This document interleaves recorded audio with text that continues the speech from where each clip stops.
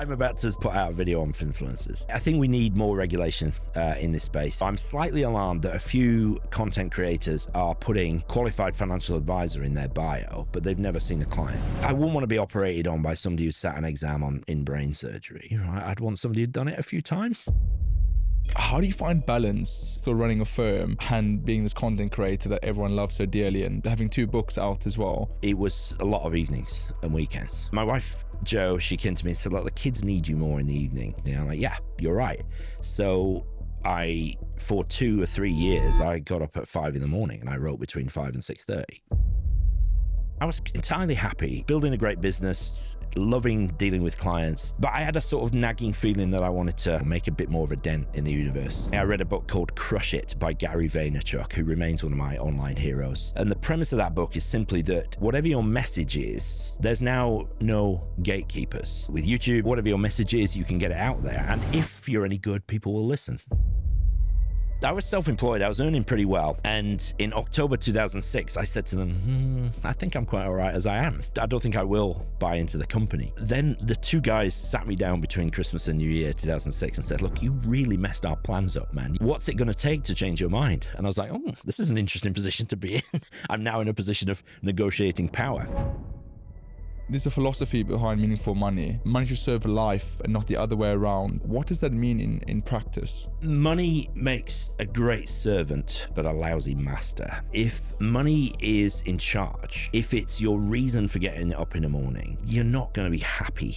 Surely to God, like happiness, joy in relationships, hopefully good health, these are the things that matter.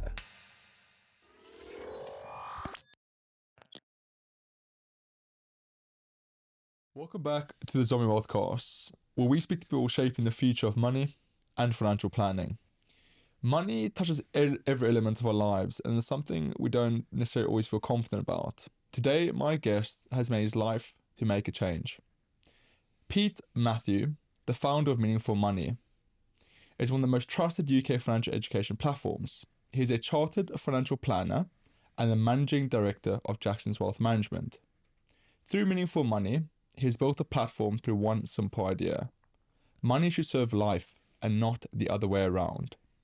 In this episode, we'll explore Pete's journey from advisor to creator, how to build habits that create good financial well-being, and really, truly, the meaning of money. Hello, Pete. Hey, John. How are you doing? I'm really well, man. Good to be here. Looking forward to this chat. No, honestly, I'm really excited because this is the last episode of the year. It's coming out in December. Cool. I should have had a Christmas jumper on. Yeah, we should have probably a little Christmas hat on. It would have been a good idea. Really, really excited. You're one of the biggest guests we've had on here. So I've tried to think about everything I could possibly ask, and it would be lists and lists and lists of stuff. But I really want to go deep into the first question, and really that's, obviously today you're known as, Pete Matthew, Jackson Wealth Management, Meaningful Money, author and so on. But where did this all come from? What was the journey? What actually connected you to financial planning? Was it you in uni and all of a sudden you liked it? Did you grow up with it? What's the upbringing that brought you to where you are today? It's a big old question, man. It's like that'll be, I'll just talk for the next 40 minutes and answer that. It's hard sort of to bring it all together. I honestly think you can't sort of really connect all the dots of your life looking forward. You can only do that when you look back and you think, yeah, that makes sense. I moved from this to that. Yeah, right. So for me, I fell into financial services like so many people did. I hated my degree and failed my second year. I did electronics design, which I thought would be cool and wasn't. I couldn't do the maths, ironically. So I hated that. And I'd been flipping burgers at McDonald's for quite a few years as a part-time student, and I went into management with them because it was kind of default option. I'd met my girlfriend and we were engaged, wanted to get married, so I needed to earn some money, right? But I was working 60, 70-hour weeks. She was a nurse, so she was on shifts as well. So we never saw each other, and I needed to do something else. And I had a friend who, his dad worked for the Co-op Insurance Society, the CIS. And that was the old school industrial branch of insurance where you would collect life insurance premiums on the door. Just if I interrupt, I hope everyone who's listening who is a good financial advisor now today, they never really had the effort of having to go to door and fetching premiums and all of that. Well, no, exactly. I mean, these are existing clients, so it's not like cold door knocking, but still, it was, I mean, I had an area of South Wales that was my kind of book. And I had a sort of 4 weekly repeating round that I would go and collect these premiums. And obviously you got talking to clients. I kind of hated it at the time. I'd love it now. But it was my entryway into financial services. And that was the sort of classic career path. You came in through a bank or an insurance company. And then maybe if you were that way inclined, you maybe, as I did, made the leap to the independent side of the fence. And I was very fortunate. I had great bosses who encouraged me and sort of pulled the best out of me. But I very quickly realized that money really isn't the point, that it's just a tool. And I mean, it is a journey. So I joined financial services in 1998. So I was 27 years ago, nearly 28 years ago at the time of this recording. And then it took me really until I sat my CFP in 2006. That's when all the lights went on for me, really. It's like planning, sort of life, family, relationships, health, love. These are the things that matter. And money is a tool to enable those things. It's a sort of lever we can pull to build a life that's cool, that is uniquely ours. And that's when the lights went on for me, really. And coupled with all that, I grew up in an intensely loving family. We were a Christian family. My dad was a pastor of an evangelical church, what's now one of these mega churches, sort of thousands of people every Sunday morning. So I grew up in a house full of service. So mum and dad just served other people. So our house was filled with like random people who just needed a meal or somewhere to stay for a couple of nights. And you can't be surrounded by that sort of love and care and service of other people without it being fairly deep ingrained in your DNA. So I'm intensely grateful for that. And it's kind of, I guess, made me not actually care too much about money, but I deeply love people and families and all this sort of really great stuff about being a human. That's what really sort of lights me up. I just happen to know a lot of stuff about money. And so I kind of sort of had to connect them somehow. Don't you experience? No, that's amazing. I think everyone's got a really interesting story, and I think the beauty about the financial advisory industry is very much a people's business, isn't it? Obviously, you can have the sales, the technical element, but at the end of the day, it's a human being connection, right? We had a really interesting guest, of course, surname was Sarah. She's studied neurology and the emotional intelligence element and the behavioral finance and the economics element of it. And at the end of the day, it's a human connection. And it's really the trust element, because I think money is a very vulnerable conversation. So, Pete, obviously, a lot of people know from YouTube, or know from a book author as well on Meaningful Money. You've also worked, and you're also the managing director at Jackson's Wealth Management. But obviously, what came first? It was Meaningful Money, then Jackson's. What was the story about Meaningful Money, and what brought you to almost create that? It's an extension of just the years of building onto it? So I went to uni, and so did my wife, in Cardiff, South Wales. I'm from the north. I'm from Bradford in West Yorkshire originally. My wife is from Land's End, right? It's like the opposite end of the country. So Cardiff was kind of equidistant between our two families. The UK. Yeah, well, right. So it's we stayed and settled there for a while after we got married. But once the kids came along, there's something about Cornwall is that it calls its daughters home.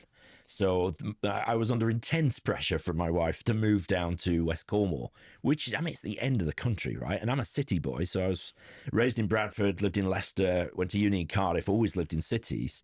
And so I quite strongly resisted being dragged to the end of the country. But now I can't remember why, because I love it down there. So we moved to Cornwall in 2002. Right.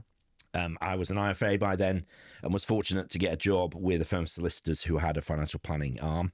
I mean, I was essentially it. So there was me and an administrator, but that I learned a lot about estate planning and all that sort of stuff. And it was fine, but they weren't very good at referring clients to me, even though the solicitors owned the practice. They never sent any clients down to me. So it got to the point where I said, look, you need to take this seriously or I need to leave because I'm not earning enough and you're not earning enough, Let's decide what to do. So in the end, I shut it down for them. But in the run up to that, I got talking to one of the directors of Jackson's. So I was, by this time, 28, 29. He was in his mid 50s.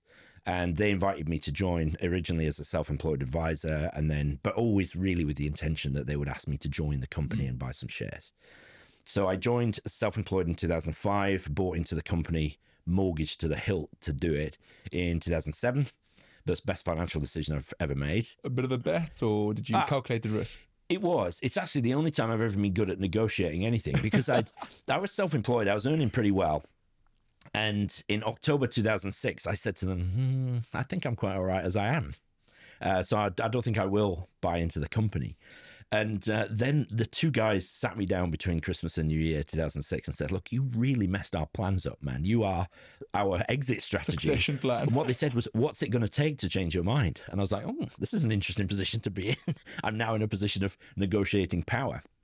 And what I said to them was, I want you to let me run it, because I see where the puck is going. This was right around the time of the very first papers of the RDR, so the original consultation papers. So I could see where it was going. You know, commission was going to be abolished. It actually didn't happen for another 6-7 years. But I was one of, I think, only 100 firms that responded to the original consultation paper and said, bring it on, all right? Because I think it will go a long way to cleaning up the industry. So I said to the guys, I said, look, you need to let me run it, and I need your support. We need people, we need systems, we need software, we need proper compliance covering. And they said, yeah, that's what we want you to do. And so to their credit, they sort of stuck to their word. Wow. And so I was building on what the foundations that they'd laid, really. And Jackson's actually got a 100-year history. It was founded in 1923. Financial services side was spun out in 1974. So, you know, I bought into a very well-established name in Penzance in West Cornwall.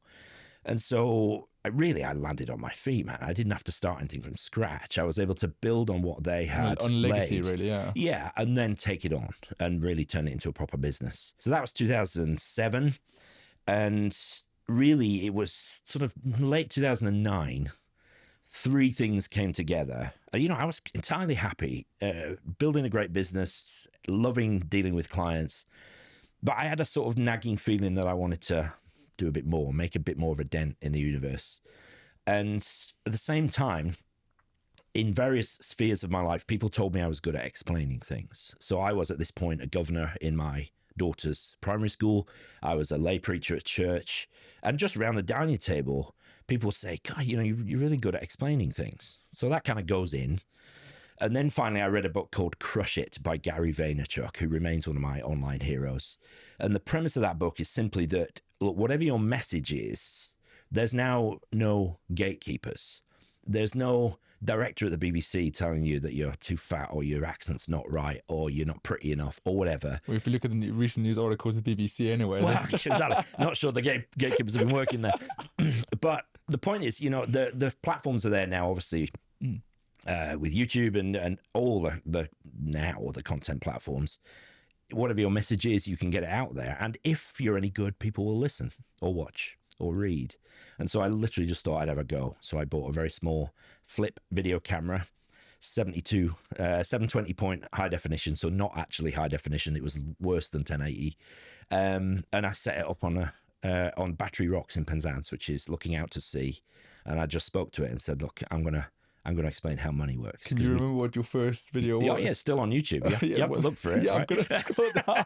It's actually on my personal channel because I hadn't set up a channel for Meaningful Money at that point. But it's literally just... Was PeteMatthewsYouTube.com? Well, just search for it. You might find it. I'll give you a link if you want. But I mean, it's, you know, the audio's terrible because there's a lot of wind noise. The camera is shaking. It was like 7:30 in the morning. I kept getting interrupted by people in wetsuits because they'd been swimming in the sea. And it was just like a statement of intent. I'm just going to explain how money works. And for me, the sort of confluence of messing around with tech, I'm a bit of a nerd. I love technology. I love buying cameras and stuff and messing around in software, taught myself how to edit. And it became a hobby. But I mean, it's not a hobby anymore. It's built a monster. Full business monster, yeah. Well, yeah, but I still get such a kick out of getting in front of the camera and learning how to edit something. The process itself has been a joy, which I think has probably been part of why I've kept going so long. Yeah, and it's just developed over time, like you said, the snowball effect of just compounding. Yes. I mean, I never started it with the intention of it being a marketing thing. In fact, I'm not even sure the phrase content marketing was coined in 2009. Might have been. The finfluencer industry. Well, You basically created it. Well, yeah, that hideous word was definitely not coined in 2009. But the point is, I was just having fun doing it. But I had no idea that it would become a marketing thing. I had no idea I'd ever get clients from it. I was doing it for a hobby. It was fun. It's I don't play golf. I don't watch a lot of telly. Do you know what I mean? That's all fine. But for this was my thing. And so, yeah. And what about, obviously, it went on to being a managing director of Jackson's Wealth, and Meaningful Money itself grew. You obviously started your own YouTube channel, and now it's obviously Meaningful Money. When did it get to a stage when it's actually quite a big influx of attention on the YouTube, and the website started, and the book, and becoming an author and building all of that?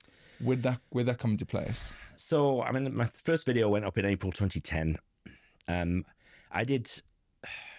It took until August, maybe September 2011 for the first potential client to get in touch. Right? By that time, I'd done 200, 250 videos. I was doing 3 a week at one point, which is unthinkable now. Obviously, I had more time on my hands then. But, that first client got in touch, and they were from Bexhill-on-Sea. It's about 350 miles from Penzance. Then this email came through, and he basically put his entire financial situation in an email. Please don't do that, folks. It's a very bad, insecure thing to do. But he put all this thing in. And at the end of the email, he said, having watched several of your videos, we feel like we know you and can trust you. Will you work with us? And this guy had very narrowly avoided being ripped off by an advisor close to him. And I just remember sitting back in my chair and thinking, wow, I had no idea. And this guy doesn't know me. He doesn't know he can trust me. I could be the sharkiest shark, ever. But something about the way I put myself across obviously connected with him. I mean, that was the first. By 2014, so 4 years after starting, Meaningful Money was the biggest source of new inquiries to Jackson's and has remained so ever since. It's now 85% of all of our inquiries come from Meaningful Money. We get 3 inquiries a day. And we're growing by 30% a year. So it's become this marketing engine, but that was never the intent. So I always feel like a bit of a fraud when people say, can you come and speak to us about marketing? I say, I don't know squat about marketing, but I know about being sort of doggedly determined to do something that I enjoy. Intentional as well. So you asked about how it developed. So, I mean, I honestly, so much of this has happened by accident rather than by design. Right. But because I've kept going and because I've enjoyed the process primarily, I fell in love with listening to podcasts in 2012. So by that time, I'd done 300 videos, not getting a load of traction, but obviously starting to get clients in. But I fell in love with listening to podcasts and thought this is the perfect medium for me. A little bit longer, audio only then. And for me, that was the breakout thing because nobody in the UK was doing personal finance podcasting. No, I've looked back. The only one was Moneybox from the BBC, which is obviously a radio show, but was syndicated to a podcast. So I had first mover advantage. Nobody else was doing it. So, I mean, that's just luck, right? That's just lucky timing. Yeah. But that went nuts very, very quickly. I kind of messed around with it for 6 months, did 12 episodes in 6 months, and then realized I need to go weekly. And as soon as I did, downloads just went off the charts. So, and that's, I mean, really then the inquiries started to come into Jackson's as well off the back of that. Off the back of that came Harriman House, the publisher, approaching me to write the book of the podcast. So, it kind of just this built and built. 2021, I kind of wanted to go all in on YouTube. It's my first love. I love video. And I hooked up with a guy in 2018 who's my partner in it now, a guy called Karajan in Bulgaria. We're basically the same guy in different bodies, right? So we read the same stuff, we watch the same videos. Then he's a phenomenal videographer and editor and really gets the marketing stuff. So, we've gone, there's 145,000 subscribers on YouTube now, but 4 years ago it was only 10. So it's only in the last 4 years that we've really gone all in on YouTube that's gone nuts. And we've learned the craft of thumbnail design, title design. And it is, it's a craft, right? And so we just decided we're going to take this seriously. Wow. So it's a continual development, but I love it, right? The business growth, Meaningful Money is a business in its own right. It's very profitable. But if I didn't enjoy the process, I'd have got bored by now. No, yeah. But because there's endless sort of like iterations, there's new developments coming out, things we can get into. That keeps me interested. And No, yeah, we mentioned that earlier. The tech, I think, in the industry in the last 5 years has grown rapidly, hasn't it? And I think it's a really exciting profession to go into. it is. Obviously, you're making loads of content, you're managing director still, you're building a business, you moved to a new office you mentioned earlier as well. How do you find balance? Obviously, still running a firm and being this content creator that everyone loves so dearly, and having 2 books out as well. So how do you balance that? I normally quite often answer this with a bit of a glib statement and say I don't play golf and I don't watch TV, but that's a bit cynical, really. I do watch a bit of TV. Like if I didn't love what I do, I wouldn't do it. But for years, it was a lot of evenings and weekends, right? Sacrifice. You remember you're a father, you're a husband as well. Yes, exactly. And for a period, I remember my wife coming to me. My kids were like 12 and 9, something like that. So this is like 13 years ago. My wife, Jo, she came to me and said, look, the kids need you more in the evening. It's homework now. Eldest was at secondary school. The kids need you a bit more in the evening. I'm like, yeah, you're right. So for 2 or 3 years, I got up at 5 in the morning and I wrote between 5 and 6:30. That's when I was writing videos, editing, because I needed to be there in the evening. And I hated it. I am a morning person, but there's limits, right? So 5 o'clock was hard, but I did it for 2 years because that's what I needed to do, because I wanted to do the meaningful money stuff, but I also wanted to be present for my kids. Now that's a lot easier now, right? And I have an editor. Yeah. I have a practice manager at Jackson's. So for me, I'm an inveterate people pleaser, so I've had to learn to say no, which is really hard. That's the biggest thing, right? Yeah, but it's I've now learned to put in structures so that it frees up my time. So I'm quite big on time blocking and keeping time sort of sacred for various things. I'm lucky to have you here on the podcast. No, it's a joy. Well, if I'm going to come all the way to London, I like to fill the time. So that's great. Obviously, a lot's changed in the last 15 years massively. From obviously starting out yourself and recording and making that into this beast that it is today. And obviously that's a lot of sacrifice, and I think you speak very humbly about it as well, but I'm sure you've had a lot of years of the hands your head and so on, and especially the sacrifice element. Do you think the purpose has changed or developed when you first started it, or is the intention still exactly the same as what it is 15 years ago? That's an excellent question, Jordan. Even though now I know what Meaningful Money is capable of being, in that it's a phenomenal marketing engine. It sends tons of clients to us. It makes a lot of money in its own right as well. But my guiding light is still the responses I get from individuals. So I get emails every day, from people saying, look, a year ago I was 25 grand in credit card debt. Now I've got 10 grand in the bank. I'm saving into an ISA. My kids have got junior ISAs. I've taken life insurance in case things really hit the fan. I've changed my financial life based on the tools that you provided, Pete. And I love that. I had an email only last week from a guy who is, he's in the financial services industry, looking to set up, he's been in the asset management and was in a really dark place. And he sent me an email and I was crying at the end of it, because he just said, look, you have given me the tools and the confidence to know that I can become a financial planner and change my life around. So he's realized that's where his heart is, and he's now setting up in business on his own. Wow. And it all sort of sounds kind of nauseatingly altruistic, but I remember I care about people deeply, and I just think it's incredible still that I can fire up a video camera and talk about money, but in such a way that lights people up. And it's those emails that keep me going. There's no doubt about that. If I didn't make any money out of it, I honestly think I would still do it, because of all the cool stuff that's that I get from the audience. Oh no, yeah. I haven't done it for a while, but a couple of years pre-COVID, I would come up to London and then just send an email out to the list and say I'm going to be in this pub at 7 o'clock on a Thursday, and we'd have 100 people turn up. And it's just so epic. It was not good the following morning, but we had a great night. The conversation goes off to a fair few points. So, I've met some incredible people. I am a raging introvert. So I don't. Surprisingly so. Well, a lot of people are surprised at that. But if you define that as whether you are energized or depleted by human contact, for me, I enjoy it, but I'm depleted by it. My social batteries sort of quickly kind of discharge, and so I need to kind of recharge on my own. But I've met people who I would never have met otherwise. I mean, I am really at the end of the country. I'm a long way from anywhere, right? But people know who I am in the industry, which is great. It's lovely to have a voice and some influence. But I've just met some deeply inspiring people who are building great businesses.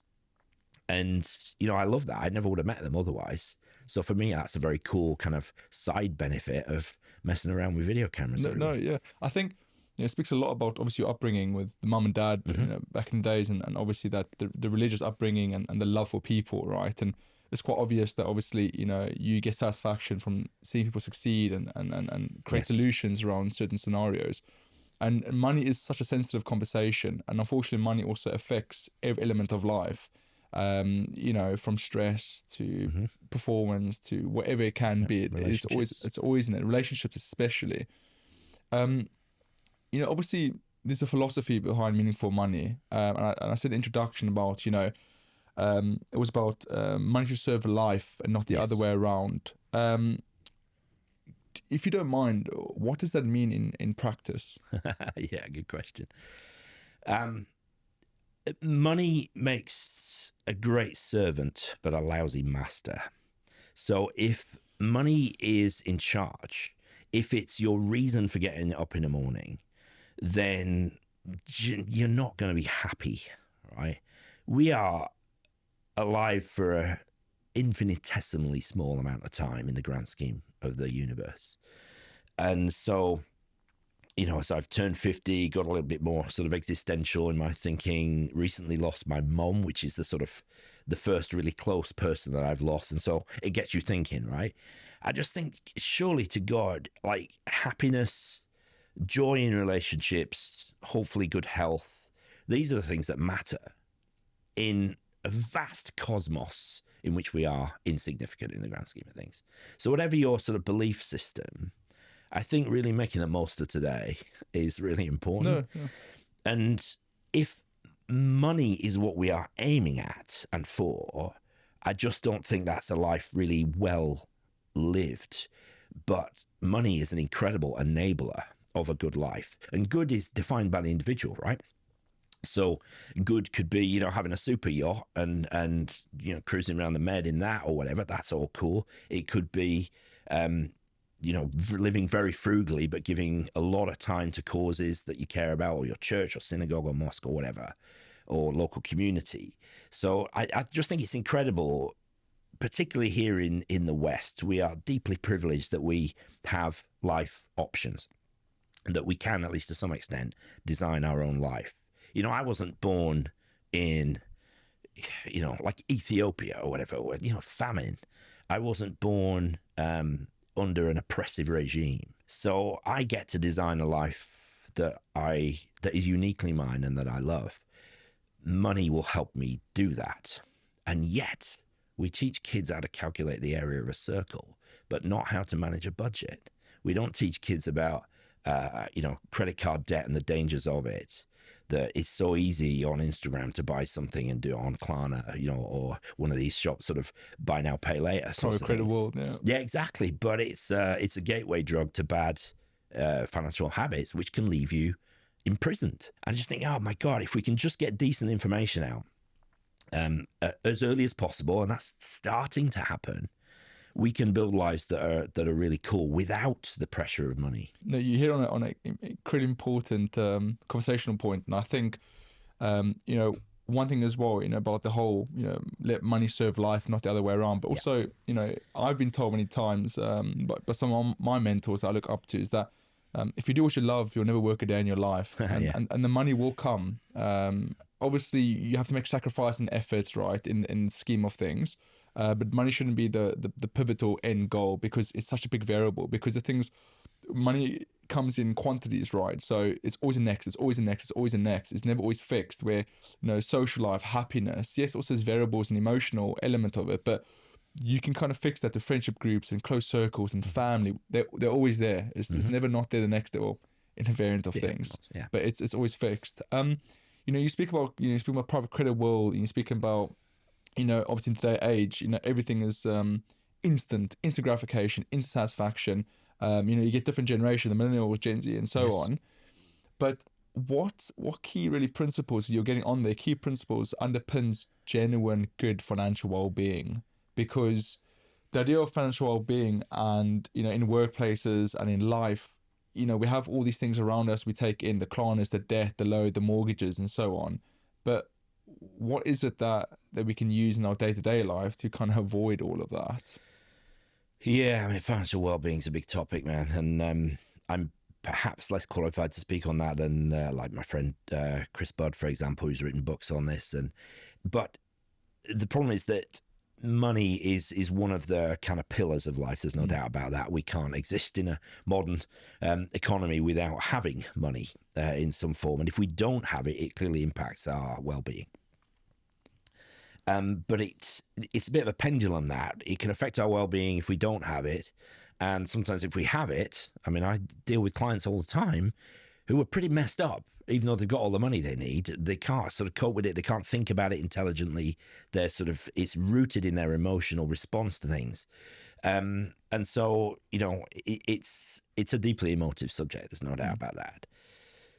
So I think if we can keep money in its place, learn to rule it and not have it rule us, right?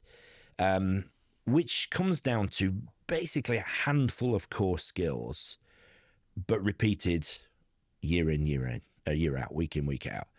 So, we talk about budgeting, a word that nobody likes, right? But it's telling our money where it's going to go. It comes in, we have it, right? What are we going to spend it on? As opposed to, well, the first thing I have to do is pay off all my debt. That doesn't leave me with very much, so I'm going to need to get into more debt this month. Whereas if we can get to the point where we're going to aggressively pay down our debt, and so now we don't owe anybody anything, difference between good and bad debt, right? But sort of short-term bad debt just to live, that's bad debt, really, very expensive. If we can get rid of that, then suddenly we have a bit of a buffer between us and all the crap that the world can throw at us. Because, I don't owe anybody anything except maybe my mortgage or my rent payment I've got to make. But now I can put a couple £100 a month aside and eventually build up a little bit of an emergency fund. And it's just, you find that like bad stuff happens less when you're prepared. It's like, it's only when you're on your knees and you're in debt that the world just seems to really slap you about the face. Whereas very often, if you've got a couple of £1,000 in the bank and you're just like, I'm going to be okay here. If the boiler blows up, I can fix it. If I need some welding done on the car, I can get that done without borrowing. And then you build on that and you build on that. And you're careful when you get a pay rise or a promotion that your lifestyle doesn't rise to meet. And these are just sort of fundamental life and financial skills that if you get them right consistently, then you don't ever have to think about them again. I don't budget now, but I save first. Yeah, pay yourself first, right? Pay myself first, yeah. And it started as I had to budget. I had to choose. I had to put a number on it. And now it's I'm not in that position, but I'm not in that position now because I did it right early on. And if we can just teach that stuff, it just brings freedom. There's such pressure to conform, to look and live a certain way, but all that costs money. And if you haven't got it, that's a pretty crappy way to live. It's hard. Pete, you were spot on. I think a lot of people sometimes see it as a lifestyle sacrifice, but the issue, it isn't, because everyone's obviously trying to keep up the Jonases or keep the Jackson, whatever it's called. Obviously the next best thing, next car, the next this, the next that. So you're always chasing. But if you go on to a point about living within your means, is rather important, and you need to build that buffer of a safety net, and that comes from lifestyle sacrifice. It does. But then once you build out the buffer, you realize that you don't need to live that sacrifice after a few months. Once you've done the hard yard, and you go, what was I doing? What was I expenditure on this, spending on that? And then you realize with that safety net, and you spoke about, you control money, money doesn't control you. You don't have the infinite options to, I can't go on this trip now because I have that buffer, or I can go on this, or I can buy that. I'm not almost like going deep into the pockets to afford to spend and afford on it. And then that's the beauty of living life and being in control of the money.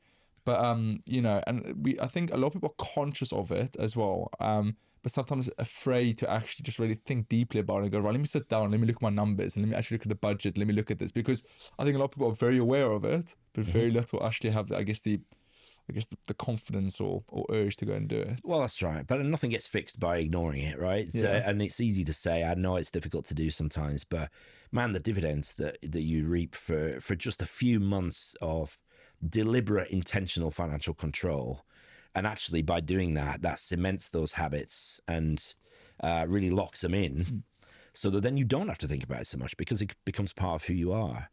I think we need to sort of define wealth as well. It's really not about stuff. I think freedom, time freedom, these are what a truly sort of rich life is. The ability to choose. I will do that. I can do that, but I won't because I don't want to. That's properly rich life for me. And it all comes down, you distill it all down, basically to spending less than you earn. If you had to distill financial sort of sense in one sentence, it's probably cool. Spend a bit less than you earn. And then you've got all the detail about what you do with the bit that you don't spend, and you save it for the future, and you build an emergency fund, you take out some insurance, all that sort of stuff. But that's just detail, right? It basically spend a bit less than is coming in and be intentional about what's left, and you're home and dry, really. Just takes a while. And it does take discipline. No, it does, yeah. I mean, we were saying as well, it's like 3 to 6 times I think your monthly income should be as an emergency buffer. But that doesn't happen in 3 to 6 months. It'll probably take a year or 2 years to actually build that buffer, right? Yeah. And once you have that buffer, everything there is just an additional benefit, right? Obviously, Pete, you're an advisor yourself, you're a chartered advisor, and I'm sure you've worked with clients for many, many years. We'll speak very much about the emotional and the meaning of money, and we'll speak on, you get technical advisors and you get advisors that are very much more coaches and consultant elemented. In today's world, what do you think people really need from a financial planner / financial advisor? I know a lot of people think they're two different names, but they should be one thing. So in today's world, what do you think is needed from a financial planner for clients? They need a trusted voice, I think, a trusted collaborator. So, look, we're in a world where there's more scams than ever. It's easier to be ripped off than ever. It was a lot harder when the only way a scammer could get you was on the phone. Of course, now, it's through everything, fake ads and all sorts of stuff. So many ways that they can get you. So relationship, collaboration, a sense that the advisor is kind of rooting and cheerleading that, with the client as they move towards their goals. I think actually, you talk about coaches. I'm very excited about financial coaching as a kind of subset of the financial services world, because so much of what clients need is coaching. It's habits, kind of structures for thinking and not reacting to what's going on in the world. So coaches are really helpful with that. And I just think that's a really exciting area of our industry. I think the difference between financial advisor and financial planner is semantics to a point. I always say that I'm a financial planner, just because usually people don't know what that is, so at least to a conversation. Whereas if you say you're an advisor, they might sort of back away in fear in case you sell them something. But most people still, I think most lay people, consumers still think that the solutions, the investments, the insurance policies, the pensions, that's the goal. And for me and for any decent advisor out there, they know that that's just a tool. And what really matters is the relationship over time. I think in a world increasingly where AI is going to be a factor, and bring it on. I'm so excited by what AI makes possible. And so, the ability to DIY a lot of it, brilliant direct-to-consumer platforms, super low cost, endless investment choice. And what a world. I'm long enough in the tooth to remember where that just wasn't an option. Yeah. So, I remember Hargreaves Lansdowne, for example, being postal only, right? No website, or certainly not a website you could transact on. So a friend of mine was a rep for an insurance company, and he used to call on the HL offices back in the day and collect paper application forms, right? So I'm sort of old enough to remember that. And now we live in a world where anybody can invest in a world-class sort of portfolio for next to no cost. I just think it's an incredible opportunity. But in all of that, what amazes me still is that people consume my content. Then maybe they go to Meaningful Academy, which is my sort of courses, which is much more distilled and sort of walks people through the process of getting this stuff right. They go through all that, but they still come to us at Jackson's and say, do you know what? I need somebody who can just challenge me, because you get in your own head and it becomes a bit of an echo chamber. So I think that's what people really need from a professional advisor. They want challenge and they want collaboration. I think that's probably the most important element, right? You spoke on the conversation of AI, and I think a lot of people are scared, a lot of people are happy, and then there's people in the neutral as well. We speak about being an enabler as well, or an efficiency enabler. I think one thing that's really important as a human being is we always look for, I guess, a second opinion. Is this true, or is this right? Do you think that's the right thing? So I don't think AI will ever replace it completely, because you still need that human connection, which is the relationship element you spoke about. Yes. And you spoke about people coming to watch your videos, but they still need to come to someone and go, is that actually how you do it, or is this a pinch? And have I got this right? Yeah. Is there anything I haven't thought about? Obviously, there's a lot more to financial planning than that. There's we can talk about for hours. But I think that's the beauty, and if you really lock in the relationship elements of it, and you truly understand someone, because a lot of times financial planning, and I spoke to various guests and I kind of the ones we do it very, very well, and it's a repetitive thing, and it's about like money is the one element, but you actually need to understand why people do certain things they do. So for example, you might find a client that spends a lot, and they have really good savings, but you need to really get into a crevice of what's their habits, why do they do this, why do they do that, what's the motive behind it. And then when you kind of unlearn or unpick or reteach, and that's also a big element of planning as well, is the emotional connection. So I'm really happy you mentioned that part. One thing I think you're very good at as well is on YouTube, and obviously it's storytelling. So with your clients as a whole, do you involve that story? Do you think it's a really important part of financial planning? Well, yeah, because it makes it real, right? Nobody, we need to understand that the clients really, they don't give a monkeys about the detail of investments. I mean, some do, but most don't, right? Bear in mind, most advisors like being very technical, don't they? Because they studied extremely long. And that's like a fast track to really zoning your client out, right? So most clients don't care about the method. They care about the end. They care about what it achieves and what they can achieve and what their life can look like if they, do A, B, and C, right? And so they don't want to know. But I tend to attract people who are really engaged with their finances, which leads to some great conversations, actually. Do you quite enjoy those conversations? Well, yeah, but usually I am talking them out of complexity, because a lot of people who come to us, because I'm trying to sort of empower people to take control of this stuff, and then they really get into it. And of course, they're not just consuming me, they're consuming loads of other stuff, which is great. But very often, one of our core values at Jackson's is simplicity, because I just think it's like a magic thing. It leads to better engagement if your affairs are simple, and it leads to less inertia.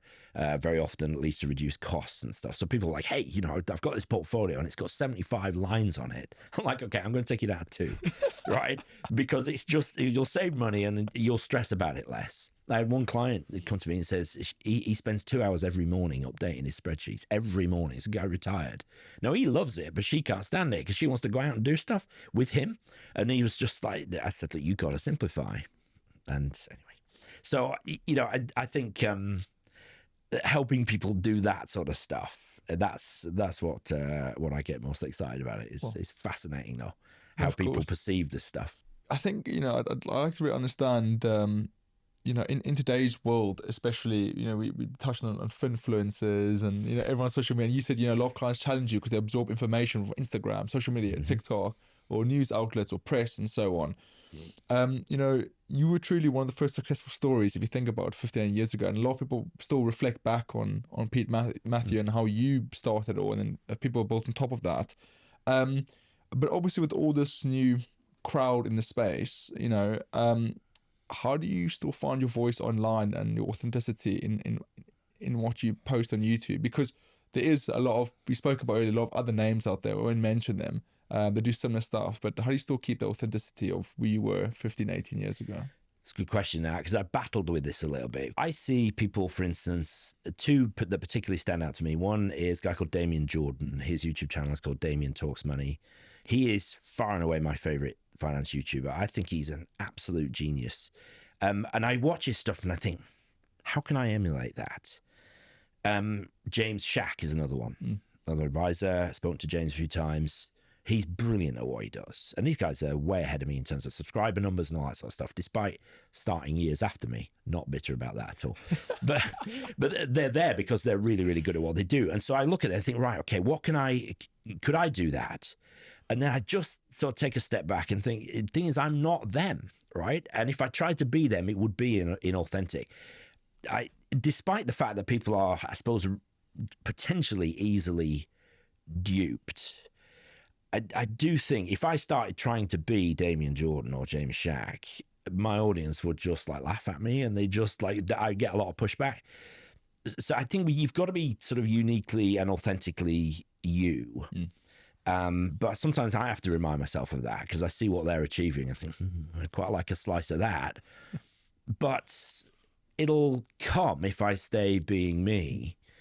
And I've also, this has been quite a challenging year for me, what we're recording this towards the end of 2025. And, lost my mum recently. It's some quite sort of challenging times at Jackson's, only in terms of capacity. We got really busy really quickly, lost an advisor. So I had to step back into quite a lot of client work. And, I suddenly quickly realized that nobody's going to die if I don't put a video out this week. It's not, the universe is not going to implode if there's not a new episode. There's substantial pressure as well. I mean, it can be. You've built up this following as well, and I think people always look out for you now whenever you post things. And what did you? I get emails. Are you okay? It's just like, I noticed you haven't, posted a video for a while. Hope everything's okay. Now I have a regular email that goes out, so most people know what's going on with me. So, it's I guess I've just come to understand that in the grand scheme of things, you got to keep things in perspective, right? And nothing was going to kick off if I didn't put a video out. And that's actually quite liberating. So I kind of just settled into it now. You get to a point where it's not this sort of relentless drive. Whereas I think like for Damien, that's that's what he does. And he's just doing brilliantly at it. He's got more time and resources. I'm still running a financial planning practice. And so I just need to chill and not try and be what I'm not. Stick with what you know, I guess. Yeah. And it's really exhausting trying to be somebody else, man. Do you know what I mean? It's easy to be me because I've had 51 years of practice at it. Whereas if I try to be somebody else, I just think that's not going to work. No, I can imagine. I think as well, I would like to ask as well, I guess, what's your take on also, I guess, the educational content, with TikTok and Instagram and YouTube and, big thing again on for influencers, how that is evolved over time. Do you think more of your videos are now very much educational? Yeah, that's always been a big part of it, really. I guess my thing was always been explaining the system. Yeah. So some of the, other content creators very often go much more sort of high level. And I'll be the one sort of explaining, what the lump sum allowance is and what the numbers are and exactly how it works. And that's cool. That's worked very well for me. I think the more education, the better. Do you mind if I ask a question on that? Because obviously you say you're very minute in the details. How do you make sure you stay compliant though and make sure the facts are correct? You look at over and over and over the stats and look at the books and look at everything else, because obviously you need to make sure the moment it's live, it's posted, it's out there, right? Yeah. Yeah, I mean, it's easy to stay compliant because even if you make a mistake, which I've maybe done a handful of times, it's easy enough to take a video down. Yeah. Yes, it's kind of out there, but you can take it down. You can address it. You can re-upload it with a correction. Compliance is not necessarily about, you obviously want it to be right. I mean, I've been a financial advisor for 28 years. I should know what I'm doing, right? Hopefully. Yeah, one would hope so. But compliance is about, staying the right side of the financial promotion rules. That's easy. I've had endless questions over the years about how do you deal with compliance? And the answer is, I am the compliance officer of my company. So if I get it wrong, it's my neck on the line. And so I intentionally don't get it wrong. Stay high enough level so that you're not getting too much in the weeds. Never, ever give advice. And obviously there's like disclaimers and all the sort of wording you need to put on. But I mean, I get emails all the time with people putting their financial sort of situation. Any thoughts? Welcome. And I have a standard response on sort of text expander, so I have a little shortcut, and it just says, "Look, I can't offer advice on specific situations on email. You need to see an advisor. Go Jackson Wealth. Here's the link." Right, and that's easy then. But it's it's always for me very easy to stay the right side of the compliance rules. I think education is essential. I'm slightly worried.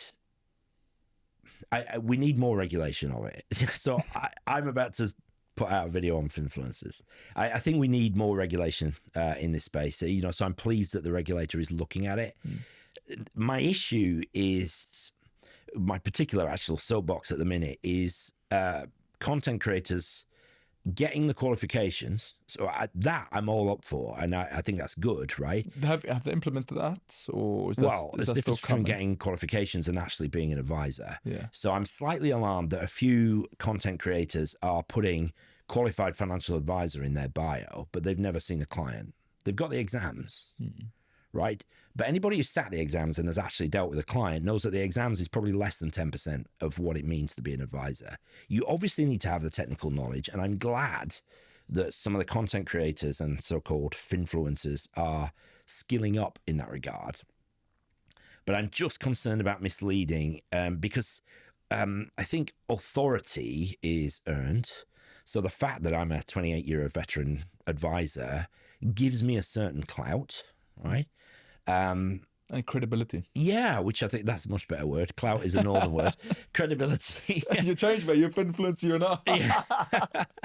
I think it helps that I'm experienced, and yes, I'm qualified, and I've dealt with thousands of clients, hundreds of client families over the years. That gives me credibility. I'm just worried that a lot of people are listening to people who have sat some exams. It's like I wouldn't want to be operated on by somebody who sat an exam in brain surgery, right? I'd want somebody who'd done it a few times. And if I'm going to listen to educators and content creators, I kind of want to know that they've lived it. So I don't know how you regulate for that. The word financial advisor is not protected. So, but I'm just, I think people's, I was going to say this earlier on and didn't. I think people's sort of radar for bad actors is pretty good. But in a world where it's easier than ever with AI and with brilliant software tools and stuff to put out really good quality content, I think that's going to get harder. So I'd like to see a slightly higher barrier of entry, I guess. I think you're spot on. I think the issue is obviously if you've got the financial advisor element to you and you've just come straight out of the exams, right? You're probably very technical savvy, but it's explaining things in a real life scenario that you have no experience on. Yes. And then it's also when you give the advice, you're not supposed to give advice, but also understanding how a consumer takes that emotionally, because all in the beholder's eyes, where obviously your credibility, you've seen thousands of clients, when you've said something, there's a ooh and ah, and there's a bit of a expression or an attitude towards you saying something. Yeah. And I think nowadays with the influencers or just I guess influencers in general on social media, a lot of stuff is shooting from the hip. It's just getting content out. Yeah. So it's maybe not so well thought through. One thing that I said to particularly advisors who asked me about this, it's a kind of two-way thing. Creating content has made me a much better communicator with clients and vice versa. So the fact, when, as you rightly say, Jordan, if you have to explain something to a real human, and you either see the lights go on when they get it, or you see the sort of, and like, okay, I need to find a better way of putting that and getting this very important point across to the client. Well, creating content really helps with that. For me, doing this for 15 years has helped me distill a lot of what I do into very sort of snappy, easy to understand, sort of sound bites, if you like, and also has helped me pull away the extraneous stuff that doesn't matter. So obviously I've got sort of junior advisors in Jackson's, and when I'm sitting with them, when they're dealing with a client will ask a question, and to my mind will come the immediate sort of 15-word perfect answer to that question, which I know will sort of check all the boxes for the client. And then I watch the new advisors tie themselves in knots, try and tell them everything they've learned in the book, because they think, they want to sort of sort of demonstrate authority and understanding. And the client's just like, sort of slowly glazing over and not getting it. And then occasionally I'll sort of put them out of their misery and say, look, the answer to the question is, and I see the advisor write it down because next time that's what they need to say. But for me, being a content creator has helped me with that, and being an advisor has helped me create better content. No, you're spot on. I think it's a good opinion to have as well, and something that can people can debate and think about. But I think also what you've mentioned is if people do go and see these different YouTube channels and videos, is just don't always take everything for face value. No, sure. In any work, in theory, in anything, right? Anything, weigh it. Yeah, and do your research yourself as well, just to fact check it. I think is really important. I think a lot of days, my parents as well sometimes will send me things on WhatsApp and go, oh, have you seen this? I'm like, I don't even know who the telegraph company is, and I go and look and there's nowhere else, and they've just taken it for the first pinch of salt. If I just speak to that, this is kind of much bigger than content creation, much bigger than financial services, but one of my concerns going forward is that we lose our ability to think for ourselves. So much opinion and information is just spoon-fed to us, and we react or we imbibe something and it becomes our opinion and we are unmovable from it. I think that's a deeply dangerous way to live. I think open-mindedness, liberal thought, intentionally pursuing the alternative point of view.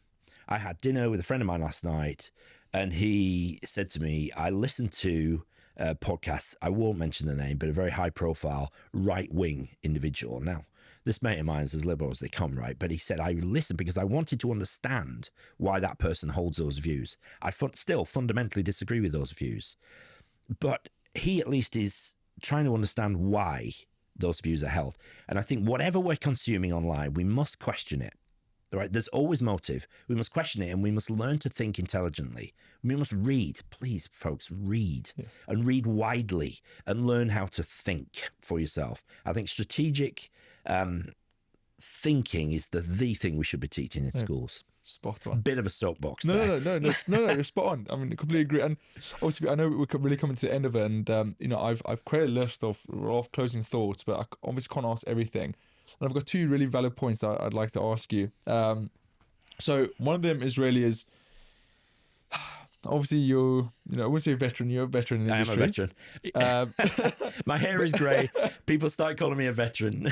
But I think it's a better word than other words. But I really want to ask this, what is your biggest failure turned lesson along the way?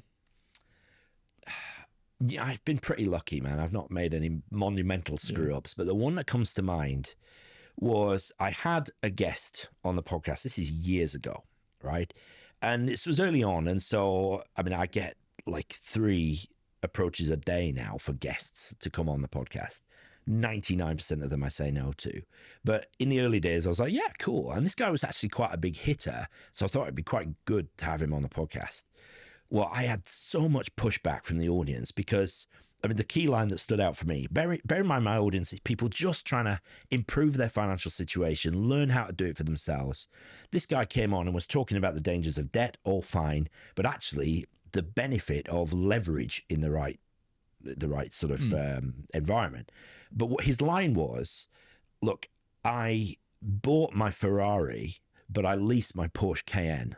Right? Because the Ferrari will appreciate and the Porsche will depreciate in this case, right? So I get it. And what he said wasn't wrong, but it was the wrong message for my audience. That's not where they were at. And I could almost hear them switching off over the the internet. And so I just thought, do you know what? You have to guard your message and guard your audience. And, if people honor you with their time and attention, you've got to honor them right back and not treat them as a commodity. So I'm much, much more precious about who I put in front of them now. No, I can imagine. So, nothing, there was no massive sort of consequences of that. Yeah. But my audience very quickly let me know that they weren't very happy with that. And so I listened, and that's cool. That's good. Obviously, you said nearly 700 videos, 150K subscribers on YouTube and ever building with meaningful money. I quite like this question because it's quite relevant. And it's like, how do you stay motivated and creative after so many years of producing? I think, as I sort of said before, I love the process. I love, Cal and I, my partner in it, we agonize over a thumbnail and sort of 15 title options, and we choose one. And we think we've crafted a brilliant video, and then the algorithm just drops it, and it's just like, well, okay, that's not done very well. And then sometimes we'll throw something together, and we're a bit sort of time pressed, and that one just goes like gangbusters. And you think, oh my God, all the effort we put in didn't work. And then sometimes we throw something together, and it just goes nuts. I kind of like that, but I also like learning the craft. So I've just built and set up a new studio. You showed me. Looks it's going to be amazing. Yeah. Literally, as we record this, the first video podcast is going out tomorrow. So, you know, it's a little bit like the room that we're in here. But I've loved setting it up, learning about 3 camera setups, the process, lighting, all that sort of, key lighting, fill lighting, hair lighting, all this stuff. If I didn't get enthused about the process, it's just the nerd in me, really. It would be more of a chore. But I love the process of creating content, and I love the feedback that I get. That's the prime motivator for me. It's the feedback from the audience, the difference in a very small way that I'm making in other people's lives because I'm making this stuff accessible to them. You know, my audience looks like me. They're mostly blokes. They're mostly middle-aged. And what I love about the internet now is that there is a voice for everybody. You know, so people who wouldn't listen to me, there will be somebody else who they will listen to. And as long as the information is good, I'm all in favor of that. The more the merrier. The more decent information from the more diverse voices, the better, I think. It's an exciting time to be creating content, and I love consuming it still. So I'm a consumer as well, and that keeps me motivated to get better. Pete, there's one last final closing thing is there anything you'd like the audience to take away from this conversation? Or not necessarily this conversation, but anything from this video? Look, I mean, if you're an advisor, there are so many reasons to create content, even if it's only, in inverted commas, for your existing clients. It will cement their trust of you. It will really consolidate your views on how you are managing their wealth. So there's many reasons to do this, and it's not just marketing. I guess the main message, though, is that money is there to serve your life and not the other way around. So keep it in its place. Keep it in its box. Learn how to control it so that it doesn't control you, because that's just an intensely liberating way to live. Spot on. Pete, it's been an absolute pleasure. And thank you very much for having your time and the effort and coming out here and allow me to pick your brain and ask you thousands of different things. It's been amazing. Thank you, Jordan. I've really enjoyed it.